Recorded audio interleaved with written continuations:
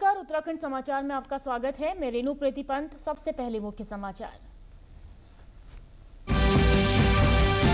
प्रधानमंत्री नरेंद्र मोदी ने कहा, स्टार्टअप इंडिया मिशन ने बीते 10 वर्षों में युवाओं के सपनों को साकार करने में क्रांति लाई। आज दुनिया का तीसरा सबसे बड़ा स्टार्टअप इकोसिस्टम बन चुका है भारत।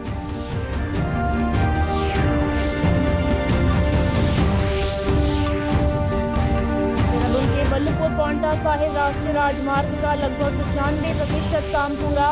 44 किलोमीटर लंबे 1650 करोड़ रुपए के प्रोजेक्ट में 25 किलोमीटर ग्रीन कॉरिडोर का भी निर्माण।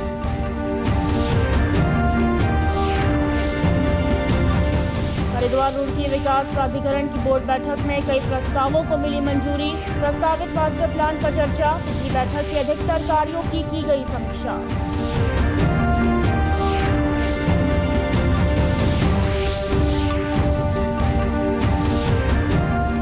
उत्तराखंड एसटीएफ ने किया पिस्टल का फर्जी लाइसेंस बनाकर हथियारों की खरीद करने वाले गिरोह का भंडाफोड़। देहरादून के थाना प्रेमनगर क्षेत्र से हुई गिरोह के सदस्य की गिरफ्तारी।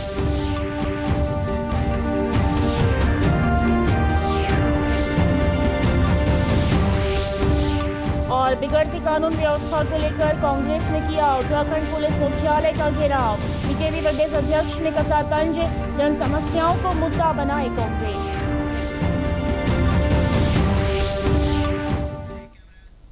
अब समाचार विस्तार से। प्रधानमंत्री नरेंद्र मोदी ने कहा कि बीते 10 वर्षों में स्टार्टअप इंडिया मिशन एक क्रांति के रूप में उभरा है। उन्होंने कहा कि भारत आज दुनिया का तीसरा सबसे बड़ा स्टार्टअप इकोसिस्टम बन चुका है और इस मिशन ने लाखों युवाओं के सपने को साकार करने में अहम भूमिका निभाई है। राष्ट्रीय राजधानी स्थित भारत मंडपम में स्टार्टअप इंडिया मिशन के 10 वर्ष पूरे होने के अवसर पर आयोजित कार्यक्रम को संबोधित करते हुए प्रधानमंत्री नरेंद्र मोदी ने कहा, आज हम स्टार्टअप इंडिया के 10 साल पूरे होने का माइलस्टोन सेलिब्रेट कर रहे हैं। यह 10 साल की यात्रा सिर्फ एक सरकारी योजना की सफलता की कहानी नहीं है, बल्कि आप जैसे लाखों सपनों की यात्रा है। हमारे वो यंग इनोवेटर्स जिन्होंने नए सपने देखने का साहस दिखाया, मैं उन सभी की बहुत बहुत सराहना करता हूं। साथियों, आज हम स्टार्टअप इंडिया के 10 साल पूरे होने का माइलस्टोन सेलिब्रेट कर रहे हैं। 10 साल की ये जर्नी सिर्फ एक सरकारी स्कीम की सक्सेस स्टोरी नहीं है, ये आप जैसे हजारों लाखों सपनों की जर्नी है। ये कितनी ही कल्पनाओं के साकार होने की यात्रा है। आप याद करिए, 10 साल पहले हालत क्या थे। इंडिविजुअल एफर्ट्स और इनोवेशन के लिए बहुत गुंजाइश ही नहीं थी। हमने उन परिस्थितियों को चैलेंज किया। हमने स्टार्टअप इंडिया प्रोग्राम लॉन्च किया। हमने युवाओं को खुला आसमान दिया और आज नतीजा हमारे सामने है। सिर्फ 10 साल में स्टार्टअप इंडिया मिशन एक रिवॉल्यूशन बन चुका है। भारत आज दुनिया का 3rd लार्जेस्ट स्टार्टअप इकोसिस्टम है। देहरादून जनपद के विकासनगर स्थित ग्रामीण क्षेत्रों से होकर गुजरने वाले बल्लभपुर पांवटा साहिब राष्ट्रीय राजमार्ग का करीब 95% काम पूरा हो चुका है। खास बात यह है कि 1650 करोड़ रुपए की लागत वाले 44 किलोमीटर लंबे इस राष्ट्रीय राजमार्ग का 25 किलोमीटर का हिस्सा ग्रीन कॉरिडोर के रूप में बनाया गया है। इसके साथ ही फॉरेस्ट एरिया और ग्रामीण क्षेत्रों की कनेक्टिविटी का विशेष ध्यान रखा गया है। वहीं उत्तराखंड और हिमाचल को जोड़ने के लिए यमुना नदी पर करीब 2 किलोमीटर लंबे पुल का भी निर्माण किया गया है, जिसका निरीक्षण करने राष्ट्रीय राजमार्ग की टीम ने बल्लभपुर से लेकर पांवटा बॉर्डर पर बने पुल तक का जायजा लिया और इस पूरे प्रोजेक्ट के साथ ही निर्माणाधीन आशारोड़ी झाझरा मार्ग को लेकर भी विस्तार से चर्चा की है। टोटल प्रोजेक्ट की लेंथ 44 किलोमीटर है। इसमें 25 किलोमीटर का ग्रीनफील्ड रीअलाइनमेंट भी बनाया गया है, जिससे कि हमारा शहर के आबादी क्षेत्र पूरे बाईपास हो जाएंगे, जिससे जो पहले जो शहर के आबादी क्षेत्र में जो जाम लगता था उसको भी जाम से बचते हुए पूरा ट्रैफिक देहरादून अब आराम से पहुंच सकता है। इसके अंदर जो पुराना हाईवे था उससे हमें देहरादून पहुंचने में लगभग 2 घंटे का सफर टाइम लगता था, वो सफर अब 35 मिनट के अंदर ही पूरा किया जा सकता है। इस प्रोजेक्ट के अंदर एक हमारा मेजर ब्रिज यमुना के ऊपर 4 लेन का बनाया गया है, जिसकी लंबाई 1.17 किलोमीटर है। हरिद्वार रोड के विकास प्राधिकरण में आज बोर्ड बैठक का आयोजन किया गया, जिसमें कई प्रस्तावों को मंजूरी दी गई और प्रस्तावित मास्टर प्लान पर भी चर्चा की गई है। बोर्ड बैठक की अध्यक्षता गढ़वाल मंडल के आयुक्त विनय शंकर पांडे ने की है। इस अवसर पर हरिद्वार रोड के विकास प्राधिकरण के उपाध्यक्ष सोनिका सहित प्राधिकरण के अधिकारी भी मौजूद थे। गढ़वाल मंडल आयुक्त विनय शंकर पांडे ने कहा कि बोर्ड बैठक में पिछली बैठक के प्रस्तावों की समीक्षा की गई। उन्होंने कहा कि पिछली बैठक में जिन कार्यों की संस्तुति की गई थी उनमें से अधिकांश पर कार्य शुरू कर दिया गया है, परंतु जो कार्य शासन स्तर पर प्रेषित किए गए थे वो अभी भी लंबित हैं, जिसके लिए शासन को रिमाइंडर भेजा जा रहा है। जो भी निर्णय लिए गए थे उसकी सबकी कंप्लायंस देखी गई और ऑलमोस्ट 90% जो पिछली बोर्ड बैठक में निर्णय लिए गए थे उसकी कंप्लायंसेस हो गई है। कुछ प्रकरण शासन को संदर्भित किए गए थे लेकिन उसमें अभी निर्णय नहीं हो पाया है, तो आज मैंने यही वीसी साहब से अनुरोध किया है एक रिमाइंडर भी शासन को भेजें कि जो प्रकरण शासन स्तर पर लंबित रह गए हैं पुरानी बोर्ड बैठक के, उसका निस्तारण किया जाए।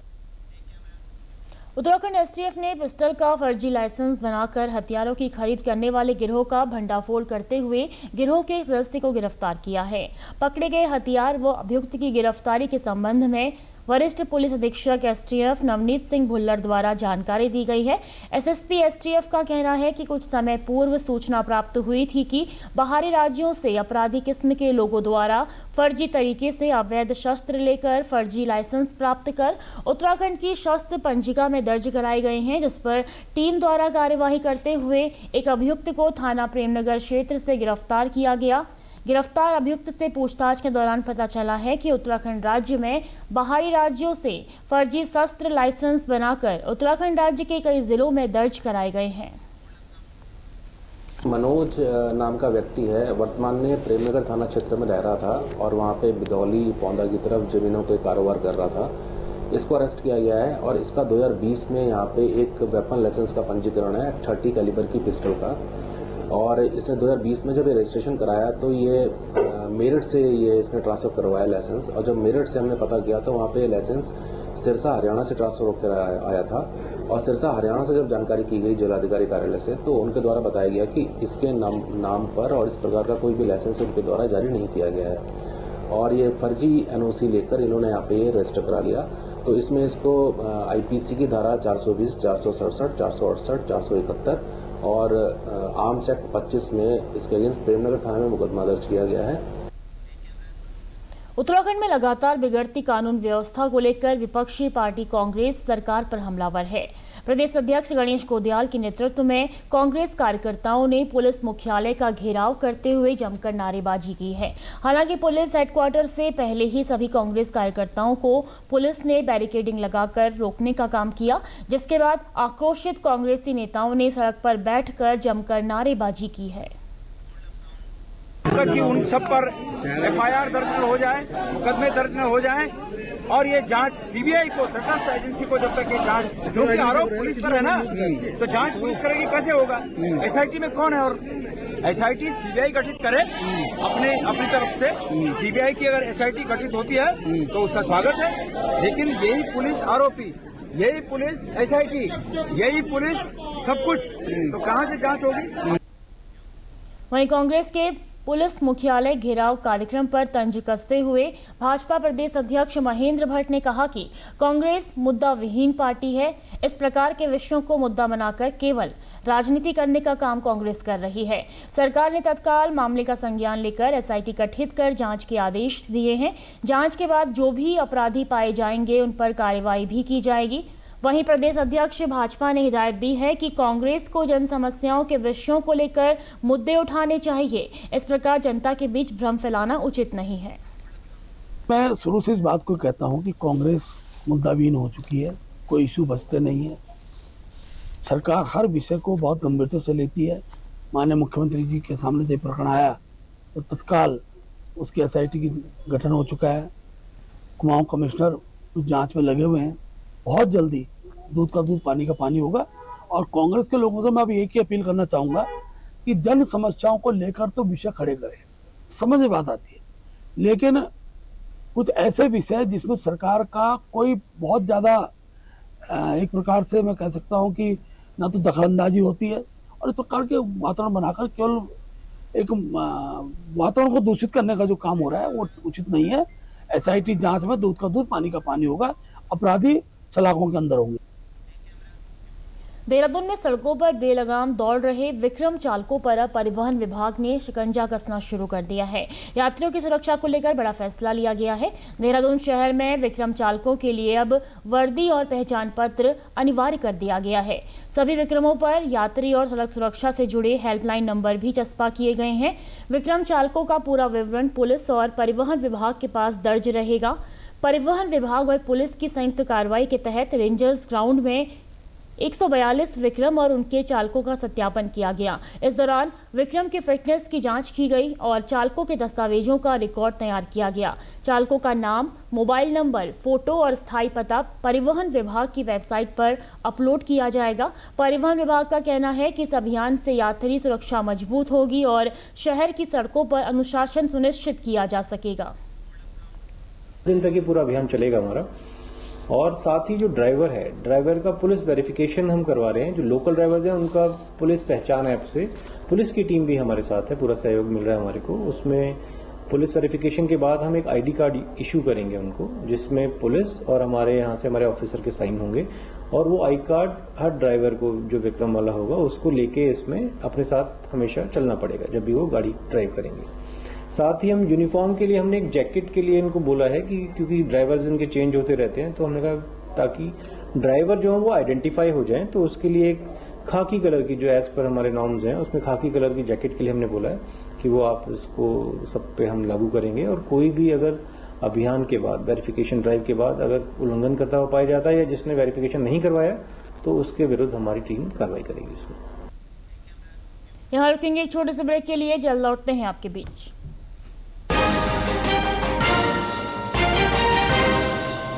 दीदी नौकरी लग गई। अरे वाह, बधाई हो। तो अब तो ढेर सारी शॉपिंग। हाँ दी, नया मोबाइल। अरे रुको शहजादे, सैलरी से पहले खर्चे। इंस्टेंट लोन भी तो मिलता है। पहले बजट बनाना सीखो, फिर खर्च करो। पर दी देखो, कमाई का एक हिस्सा हमेशा बचाना चाहिए, लेकिन पार्टी देने से नहीं बचोगे तुम। हाँ दी, पार्टी मेरी, बजट तुम्हारा। अच्छा। RBI कहता है, सही वित्तीय बर्ताव करे आपका बचाव।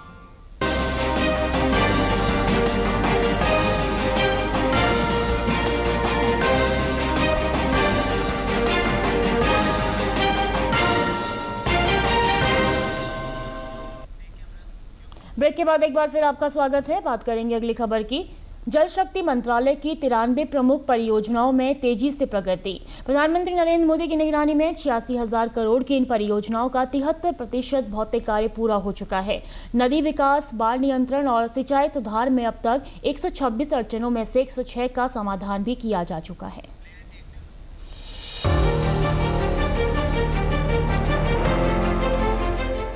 कभी अधूरी नहरें थी, कभी प्यासे खेत और कभी धूल खाती फाइलें जो सालों से दफ्तरों की अलमारियों में कैद थी। लेकिन अब तस्वीर बदल रही है।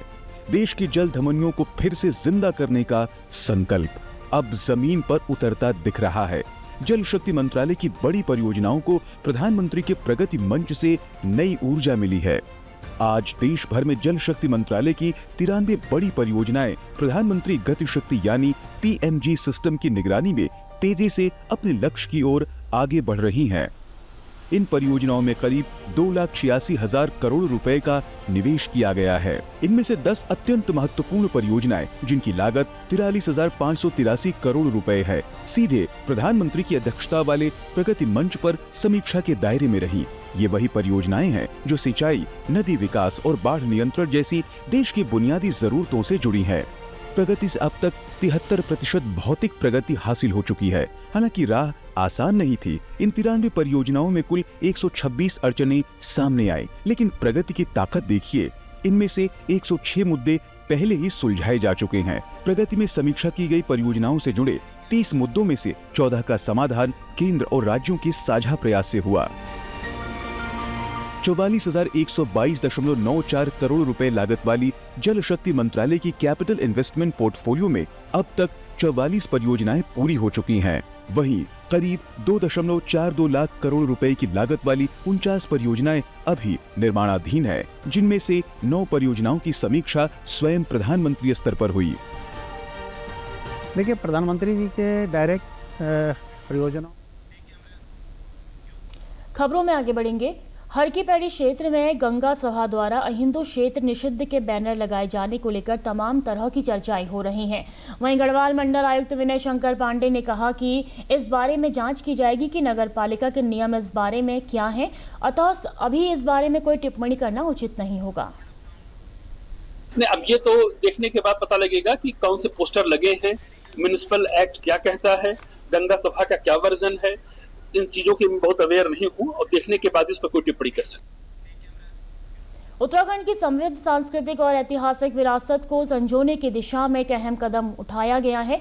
गढ़वाल नरेशों की ऐतिहासिक राजधानी चांदपुर गढ़ी और आदि बद्रीनाथ मंदिर समूह से जुड़ी धरोहरों के संरक्षण के लिए संग्रहालय का निर्माण किया जा रहा है। भारतीय पुरातत्व विभाग द्वारा इन ऐतिहासिक धरोहरों के संरक्षण और संवर्धन का कार्य लगातार किया जा रहा है।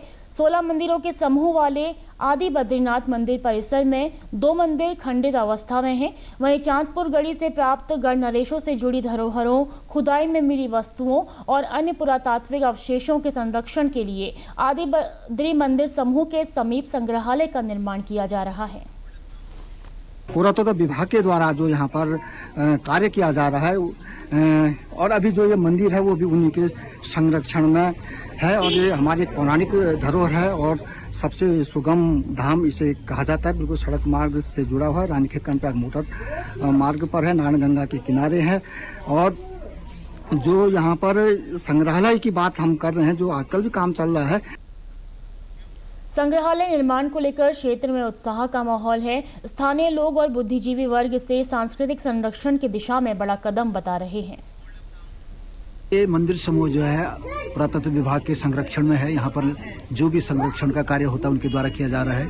यहाँ पर पहले पीडब्ल्यूडी के पास 9 नाली जमीन थी, तो पीडब्ल्यूडी ने उनको 9 नाली जमीन हस्तांतरित करके दे दी है और उस पर निर्माण कार्य जो भी हो रहा है, अब उसके अंतर्गत जो है वहाँ पर एक इंटरप्रिटेशन सेंटर का निर्माण हो रहा है, यानी संग्रहालय का निर्माण हो रहा है, जिसमें पुरातत्व महत्व की जितने भी वस्तुएं हैं, चीजें हैं, क्षेत्र में मिलती हैं या मंदिर से संबंधित हैं या गढ़ नरेशों की प्राचीन राजधानी चांदपुर गढ़ी है, वहाँ पर कुछ भी जो पुरातात्विक महत्व की चीजें पड़ी हुई हैं उनको यहाँ पर संरक्षित किया जाएगा। वो क्षेत्र में भी कहीं अन्य कोई इस प्रकार की पुरानी चीजें मिलती हैं तो उनको संरक्षित करने के लिए ये इंटरप्रिटेशन सेंटर संग्रहालय यहाँ पर पुरातत्व विभाग के द्वारा निर्मित किया जा रहा है। बता दें कि संग्रहालय के निर्माण से न सिर्फ ऐतिहासिक धरोहरों का संरक्षण होगा बल्कि पर्यटन को भी बढ़ावा मिलेगा और क्षेत्र की सांस्कृतिक पहचान और मजबूत होगी। कौन कहता है कि पहाड़ में रोजगार की कमी है? अगर मजबूत इच्छा शक्ति और ईमानदारी से मेहनत की जाए तो रोजगार के यहाँ कई संभावनाएं हैं। खासतौर पर कृषि, बागवानी और पशुपालन के क्षेत्र में कई लोग काम कर मिसाल पेश कर रहे हैं। रुद्रप्रयाग के भरदारपट्टी के सेमलता गांव के विजेंद्र सिंह सब्जी उत्पादन कर स्वरोजगार के क्षेत्र में बेहतरीन कार्य कर रहे हैं। विजेंद्र सिंह ने इस वर्ष 5 क्विंटल अदरक का उत्पादन किया है, जबकि प्याज, लहसुन, आलू आदि सब्जियों का भी वे उत्पादन कर अच्छी खासी आमदनी कर रहे हैं। 40 किलो अदरक लगाया था, जिसमें कि 4-5 क्विंटल के करीबन निकल गया। 5 क्विंटल के निकल गया तो 2-3 क्विंटल अभी बैलेंस है जो नहीं बिका, बाकी सब निकल गया। कहाँ इसकी बिक्री हो रही है? बिक्री साहब यहीं होती है लोकली में। अच्छा। हाँ जी साहब, इसके अलावा तो आलू भी लगा रखे हैं, अभी हमने 1 महीने बाद खोलेंगे।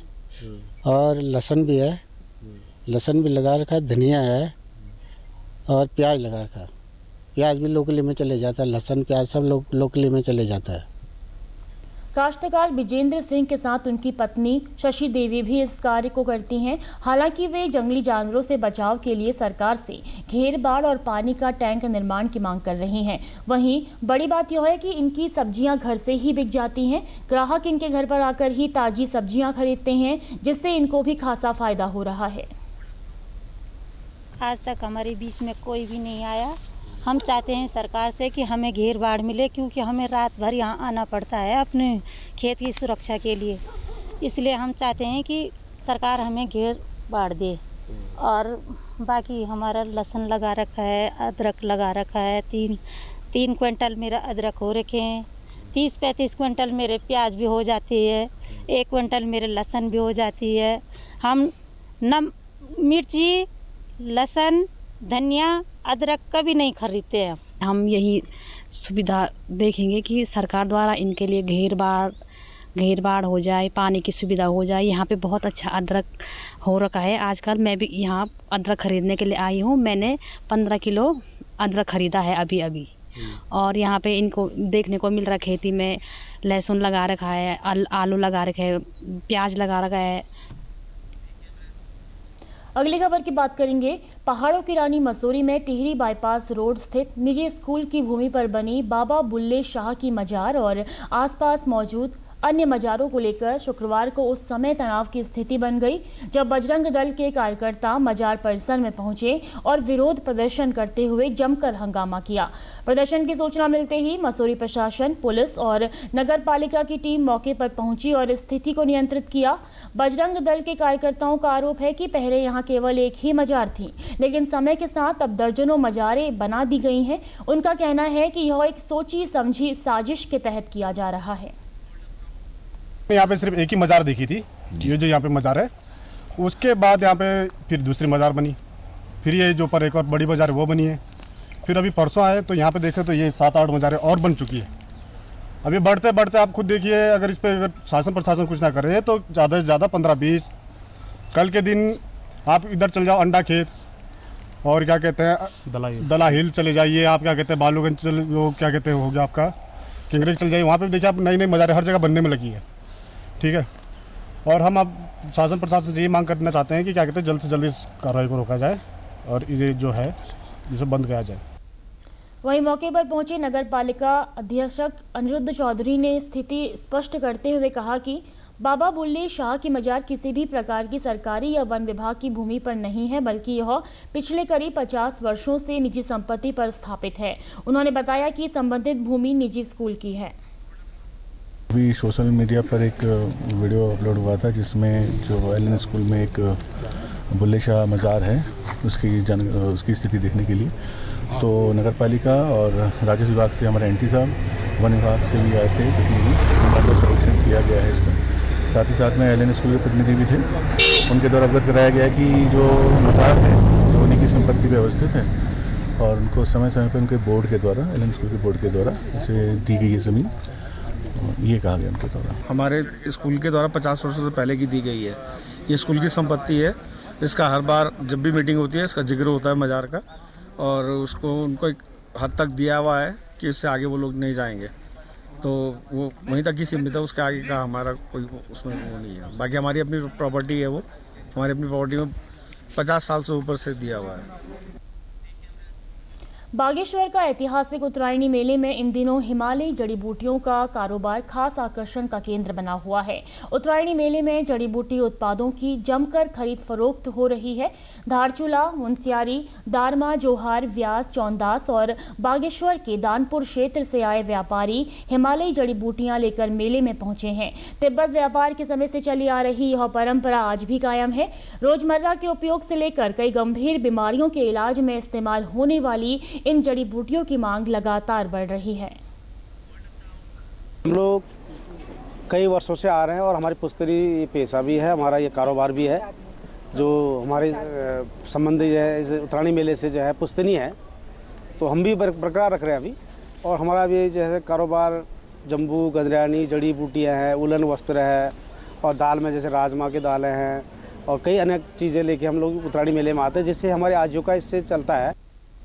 व्यापारियों का कहना है कि अब लोग फिर से आयुर्वेद और प्राकृतिक उपचारों की ओर लौट रहे हैं, जिससे जड़ी बूटियों के बाजार में नई जान आई है।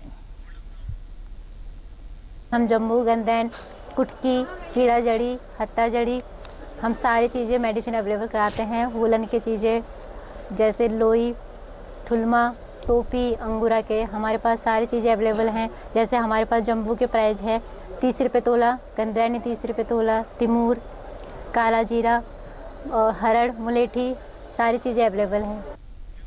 महिलाएं भी इस पारंपरिक कारोबार में बढ़ चढ़कर भागीदारी कर रही हैं और स्थानीय स्तर पर रोजगार के नए अवसर पैदा हो रहे हैं। हम दारचूला से आए हैं, ऊपर दुर्गम क्षेत्र से आए हैं और ये जड़ी बूटी जो भी काश्तकारी है, जो हम खुद ये अपना वो कर उगा के लेके आते हैं और जंगल से लेके आते हैं। जो भी हमारे ये काश्तकार है, हम खुद अपना ही है पर जो वो है काश्तकारी है और जो रेट और साल रहता है वही अभी भी है रेट। कुल मिलाकर उत्तरायणी मेला न सिर्फ धार्मिक और सांस्कृतिक आस्था का प्रतीक है, बल्कि हिमालयी जड़ी बूटियों और पारंपरिक चिकित्सा पद्धतियों को आम जन तक पहुंचाने का एक मजबूत मंच भी बनता जा रहा है। प्रदेश के समाचारों में बस इतना ही। चलते चलते मुख्य समाचार एक बार फिर। प्रधानमंत्री नरेंद्र मोदी ने कहा, स्टार्टअप इंडिया मिशन ने बीते 10 वर्षों में युवाओं के सपनों को साकार करने में क्रांति लाई। आज दुनिया का तीसरा सबसे बड़ा स्टार्टअप इकोसिस्टम बन चुका है भारत।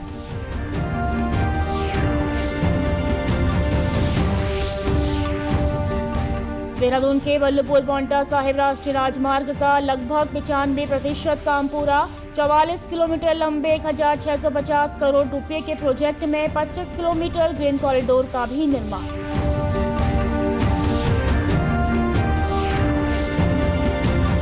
हरिद्वार रोड के विकास प्राधिकरण की बोर्ड बैठक में कई प्रस्तावों को मिली मंजूरी। प्रस्तावित मास्टर प्लान पर चर्चा। पिछली बैठक के अधिकतर कार्यों की गई समीक्षा।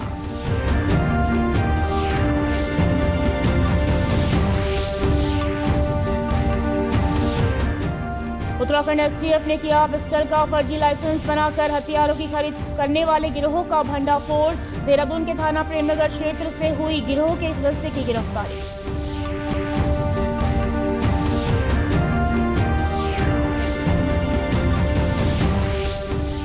और बिगड़ती कानून व्यवस्था को लेकर कांग्रेस ने किया उत्तराखंड पुलिस मुख्यालय का घेराव। बीजेपी प्रदेश अध्यक्ष ने कसा तंज, जन समस्याओं को मुद्दा बनाई कांग्रेस। प्रदेश से जुड़ी अपडेट्स के लिए आप हमसे सोशल मीडिया के माध्यम से भी जुड़ सकते हैं। हमारा एक्स हैंडल है DD News_देहरादून। हमारा फेसबुक पेज है DD News उत्तराखंड। हमारे YouTube channel DD News Uttarakhand को आप सब्सक्राइब करें और हमारे Instagram page DD News Uttarakhand को भी फॉलो करें। नमस्कार।